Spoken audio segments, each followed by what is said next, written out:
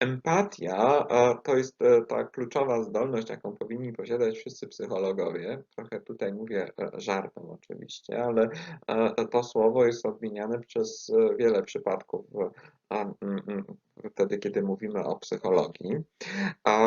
Ta empatia może być definiowana jako taka wrażliwość na drugiego człowieka, jako umiejętność reagowania na jego potrzeby, na jego stany emocjonalne. No i proszę Państwa, okazuje się, że możemy mieć dwa rodzaje empatii.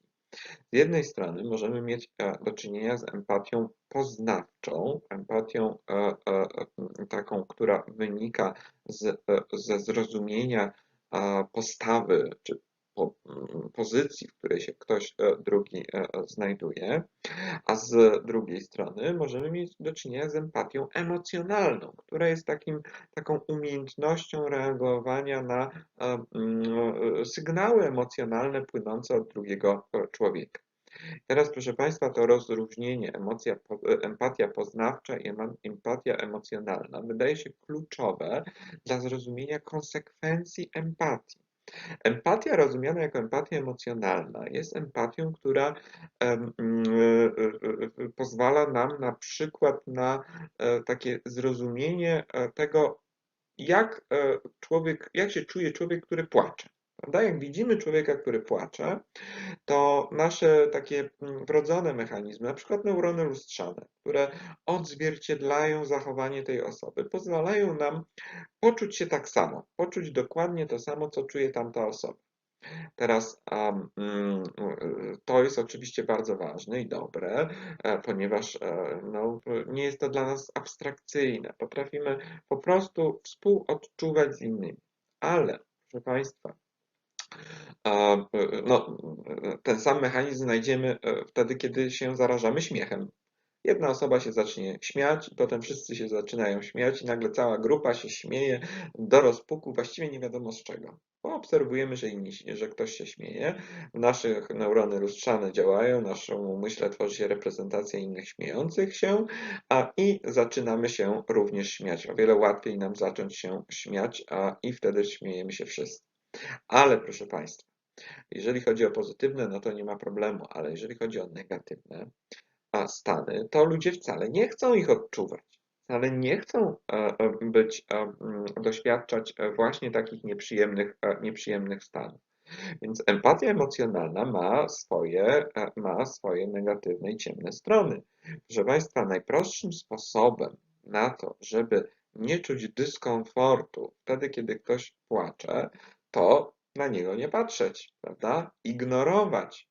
Jeżeli ktoś znajduje się w trudnej sytuacji, doświadcza takich negatywnych uczuć, czy jest mu po prostu w życiu źle, coś się złego dzieje u niego w życiu, to ludzie nie chcą mieć z taką osobą zbyt dużo do czynienia, bo naraża ich to na szwank, naraża ich to na koszt w postaci obniżenia swojego nastroju. To jest brutalne, ale proszę Państwa, czysta empatia emocjonalna tak działa. Jeżeli nie dołoży się do niej komponent poznawczy, to mamy taki skutek, że na przykład kurort w Kalifornii wydał prawo, które zakazuje bezdomnym przebywania na terenie miasta, ponieważ widok osoby bezdomnej może wywołać dyskomfort w osobach, które odwiedzają to miejsce, w związku z czym bezdomni są wyłapywani i wywożeni poza miasto. Dlatego, żeby nie budzić dyskomfortu w odwiedzających. Teraz, proszę Państwa, czy to jest jedyny rodzaj empatii? To empatia emocjonalna, czyli odczuwanie tego, co czuje druga osoba wtedy, kiedy ona na przykład płacze. Nie. A mamy jeszcze empatię poznawczą. Empatia poznawcza bazuje na tworzeniu reprezentacji tej osoby i tworzeniu reprezentacji sytuacji, w której ta osoba się znajduje. Teraz, proszę Państwa, jeżeli stworzymy w naszym umyśle reprezentację drugiego człowieka, reprezentację sytuacji, w której ta osoba się może znaleźć, no to mamy do czynienia z już czymś, czego nie tak łatwo się pozbyć. Ta reprezentacja charakterystyczna dla empatii poznawczej jest względnie trwałym stanem naszego umysłu, pozwalającym nam działać racjonalnie. Teraz, proszę Państwa, czy jak widzimy bezdomnego, czy kogoś, kto żebrze na ulicy, no to z jednej strony empatia emocjonalna nam powie, dajmy tej osobie jakieś pieniądze, sprawmy, żeby jej było w tym momencie trochę lżej i rzucamy tej osobie pieniądze. Ale proszę Państwa, na takich osób, które żebrzą, większość to są ludzie, którzy wykonują swego rodzaju zawód, są pod opieką organizacji wręcz, które je do tego żebrania namawiają i pobierają opłaty od tego, co te osoby wyżebrzą. Proszę Państwa, empatia poznawcza pozwala nam na zidentyfikowanie problemu, skąd bierze się bezdomność, zidentyfikowanie swego rodzaju strategii zaradczych i na przykład uznanie, jaka powinna być efektywna pomoc finansowa. Nie przekazanie konkretnej osobie, która zbiera pieniądze w miejscu, osobie bezdomnej czy żebrzącej, ale przekazanie tych pieniędzy profesjonalnej fundacji, która zajmuje się wychodzeniem z bezdomności, czy zajmuje się pomocą w znalezieniu stabilizacji, znalezieniu pracy, powrotowi do takiego normalnego życia.